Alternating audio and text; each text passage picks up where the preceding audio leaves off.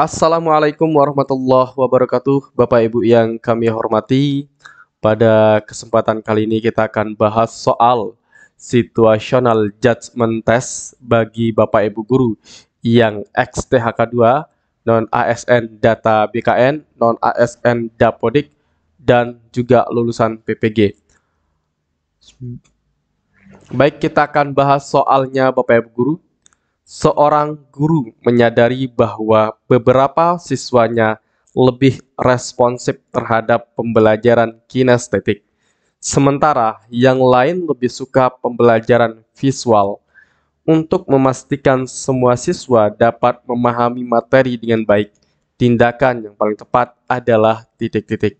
Nah, jadi di dalam pembelajaran Bapak Ibu guru, bagaimana kita mendesain pembelajaran untuk memfasilitasi peserta didik yang memiliki cara belajar kinestetik dan visual.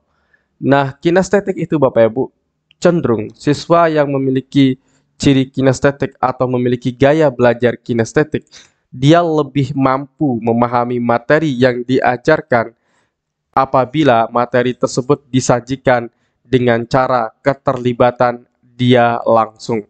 Misalkan dengan cara eksperimen, role playing, diskusi kelompok, dan lain sebagainya. Yang penting siswa tersebut tidak diam, artinya dia butuh bergerak, butuh mengeluarkan idenya. Nah, itu untuk kinestetik. Kemudian untuk visual. Visual, gaya belajar ini lebih cenderung memahami sesuatu apabila disertai gambar, disertai dengan animasi di dalam pembelajarannya. Itu kalau visual. Nah, maka di dalam pembelajarannya Bapak Ibu, ketika kita ada dua peserta didik dengan gaya belajar tersebut, maka pembelajaran yang tepat kita desain di dalam kelas adalah yang mana? Apakah A, menggabungkan aktivitas fisik dan penggunaan gambar atau diagram dalam setiap pelajaran? Jawaban A ini kita akan simpan.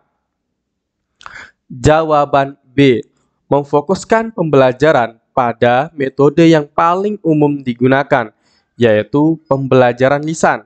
Nah, kalau menggunakan pembelajaran lisan Bapak Ibu guru, maka siswa dengan gaya belajar kinestetik dan visual ini akan kesulitan memahami materi pelajarannya. Nah, untuk pembelajaran penjelasan secara lisan, ini lebih tepatnya nanti untuk siswa dengan gaya belajar auditori. Nah, maka jawaban B kita eliminasi. Jawaban C, mengadakan lebih banyak ulangan untuk mengukur pemahaman siswa terhadap materi. Jawaban C ini tidak tepat, karena ini bukan cara kita mendesain pembelajaran untuk siswa dengan kinestetik ataupun juga visual. Maka jawaban C kita eliminasi. Jawaban D, membuat kelompok belajar yang terdiri dari siswa dengan gaya belajar yang sama.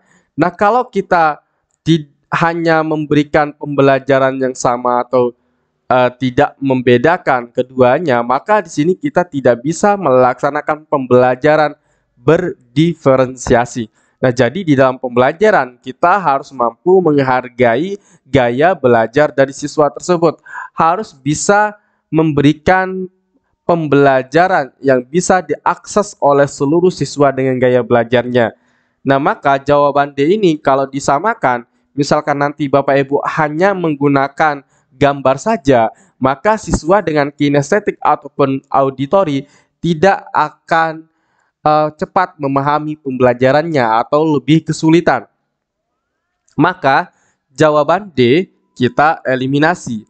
Jawaban E, meminta siswa untuk menyesuaikan diri dengan satu gaya belajar yang diterapkan guru.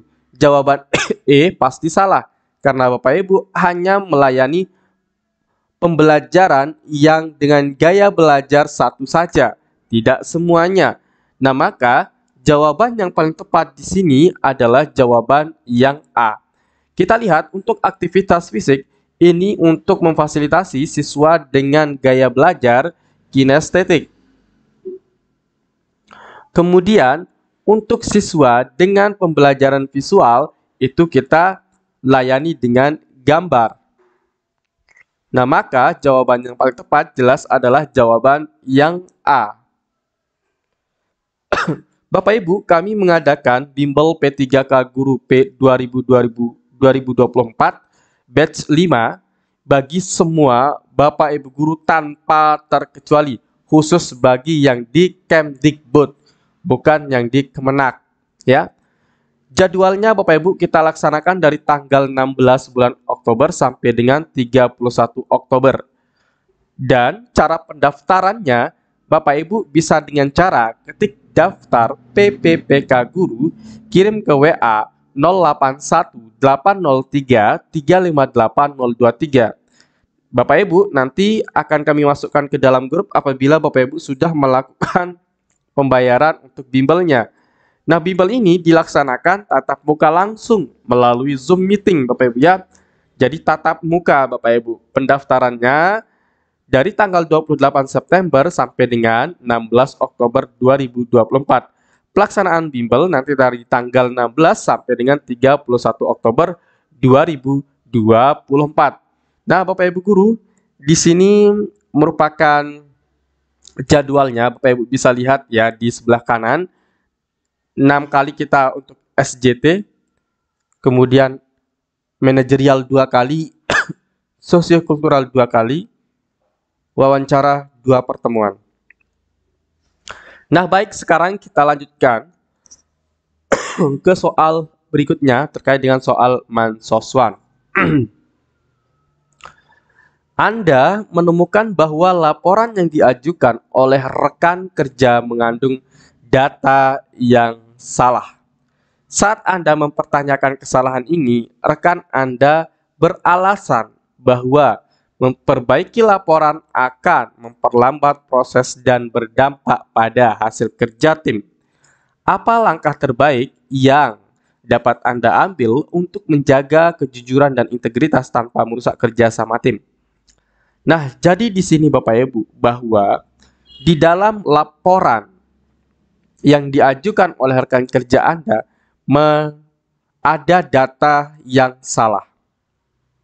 Nah, kalau ada data yang salah Bapak Ibu, maka di sini sebagai rekan kerja kita bisa memberikan peringatan atau mengingatkannya, atau dengan kata lain Bapak Ibu nanti kalau di dalam soal ini kan yang ditanyakan langkah agar menjaga pertemanan Anda atau kerja sama tim Anda itu bagaimana caranya.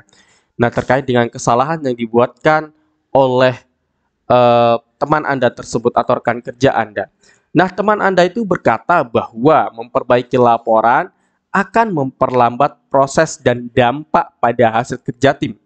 Nah, oleh sebab itu Bapak Ibu, maka bagaimana caranya agar teman kita ini tidak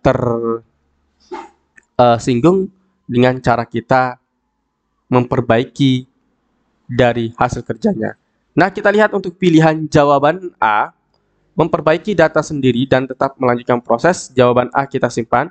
B, melaporkan rekan kerja kepada atasan tanpa diskusi lebih lanjut. Oke, jawaban B boleh Bapak Ibu. Jawaban C, mengadakan diskusi terbuka dengan tim tentang pentingnya akurasi data dan dampaknya bagi organisasi. Nah, jawaban C ini tidak tepat Bapak Ibu ya, karena ini nanti akan lebih membuat kerjasama dengan tim tersebut atau dengan rekan kerja Anda itu akan menjadi tidak baik karena Anda menyalahkan di depan umum. Jawaban D, menandatangani laporan karena kecepatan tim lebih penting.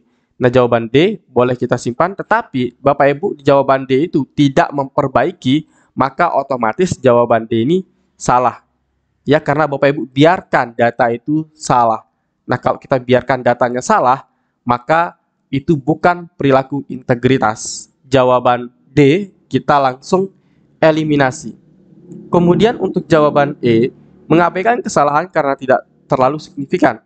Jawaban E juga salah, sama seperti jawaban D, tidak melakukan apa-apa, tidak melakukan perbaikan terhadap datanya.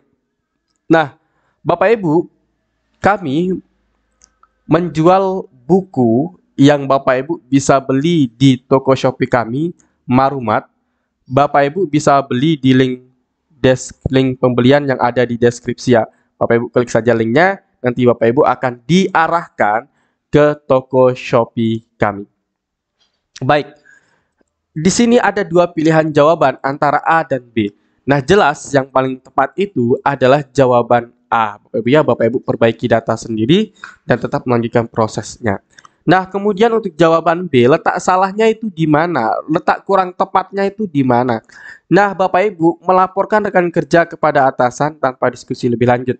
Nah, melaporkan itu boleh Bapak Ibu guru ya. Ini nanti skornya adalah 3 ya kalau pada soal manajerial, sosiokultural, dan juga wawancara. Nah, ini yang 4. Kenapa jawaban B itu lebih rendah daripada jawaban A? Karena kalau melaporkan itu Bapak Ibu lebih cenderung nanti di dalam kerja tim kita itu ada ketegangan atau permusuhan. Nah, karena Bapak Ibu di sini tidak bermusuh dengan rekan Anda, maka Bapak Ibu yang bisa melakukannya tanpa harus melaporkan. Nah, misalkan di situasinya di situ ada permusuhan antar rekan kerja, baru kita laporkan kepada kepala sekolah atau mohon maaf, kepada atasan kita agar diselesaikan oleh atasan kita, Bapak Ibu ya. Bapak Ibu, berikut merupakan testimoni bimbel P3K yang kami telah laksanakan di tahun 2023. Bapak Ibu bisa cek di link yang ada di sini ya. Kita cek hasil testimoni bimbel kami Bapak Ibu yang telah kami laksanakan di tahun 2023 kemarin. Mohon menunggu, ini lagi loading. Nah, kita cek Bapak Ibu guru testimoni di warna hijau dulu ya. Nanti Bapak Ibu bisa cek yang warna lainnya ya. Nanti Bapak Ibu akan diarahkan ke testimoni bimbel kami. Nah, ini merupakan bimbel yang telah kami laksanakan di tahun 2023 Bapak Ibu ya. Nah, baik, kita akan baca hasil dari teman kita ini. Dari Bu Nurul Baru. Oke. Kalau lihat Bapak Ibu, timestamp-nya itu di tanggal 23 bulan 12 tahun 2023. Di jam 23.31 saya buka chatnya Ibu Guru ini. Nah, di sini Bapak Ibu, menurut Bu Nurul, Assalamualaikum Pak, Alhamdulillah. Pengumuman saya sudah keluar, saya lulus Pak, peringkat ke-6. 2 orang P2 dan 2 orang sertifikat pendidik. Terima kasih Pak Maru atas bantuan dan ilmunya, sangat bermanfaat. Semoga sehat selalu sekeluarga. Tunggu saya di bimbel PPG ya Pak. Baik. Kemudian berikutnya Mahda Agustina. Kemarin sebenarnya suami saya yang ikut tes, lulus di rank 51 dari 92 dengan nilai 568. Makasih ya Mas Maru atas bimbingannya. Selama ini semoga ilmunya menjadi berkah untuk kita semua. Amin.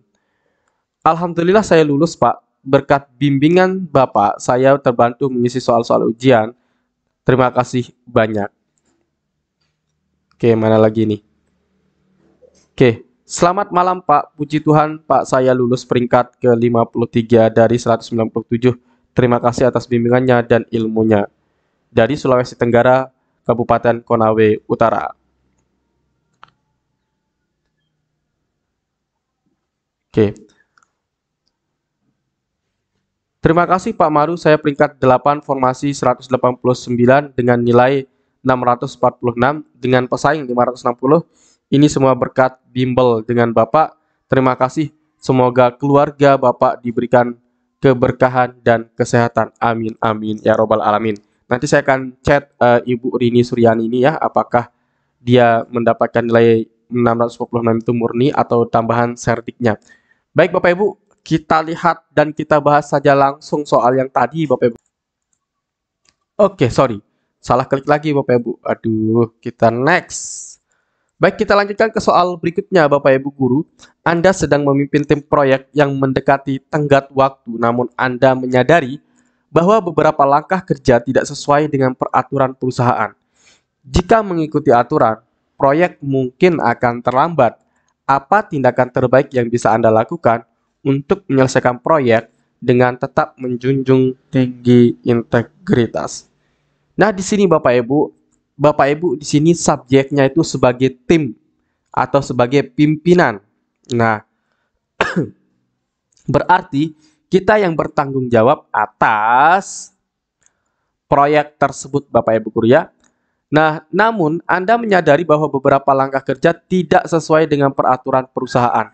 Nah, berarti Bapak Ibu, kalau dia tidak sesuai dengan nilai yang berlaku, dengan nilai-nilai moral, maka Bapak Ibu ini merupakan soal wawancara, maksudnya nanti Bapak Ibu beri wawancara. Nah, jika mengikuti aturan, proyek mungkin akan terlambat. Apa tindakan terbaik yang bisa Anda lakukan untuk menyelesaikan proyek dengan tetap menjunjung tinggi nilai integritas? Baik, apakah A. Melanjutkan proyek tanpa mengikuti aturan demi tenggat waktu? Jawaban A pasti salah, karena Bapak Ibu tidak mengikuti aturannya. Ini tidak berintegritas. B. Mengkomunikasikan masalah ini kepada atasan dan meminta instruksi tentang cara menyeimbangkan kepatuhan dan penyelesaian proyek. Jawaban B kita simpan dulu. C. Menyelesaikan proyek terlebih dahulu lalu memperbaiki langkah yang salah setelahnya. Jawaban C kita simpan. D. Menghentikan proyek hingga aturan sepenuhnya diikuti. Jawaban D pasti salah. E. Mengabaikan aturan karena kondisi mendesak. Nah, di sini ada dua pilihan jawaban yang Bapak Ibu perlu jawab di kolom komentar ya. Nanti kita akan bahas Bapak Ibu. Oke, Bapak Ibu guru, Bapak Ibu bisa membeli buku yang kami telah sediakan di toko Shopee kami, toko Shopee Marumat. Bapak Ibu bisa klik link pembelian yang ada di deskripsi untuk membeli buku ini. Dalam buku ini kita bahas soal situational judgment test, manajerial, sosiokultural, dan juga wawancara. Buku ini disertai dengan mengenal ciri soal dan tips menjawab soal. Baik Bapak Ibu, itu saja yang dapat kami sampaikan. Sekian dan terima kasih. Assalamualaikum warahmatullahi wabarakatuh.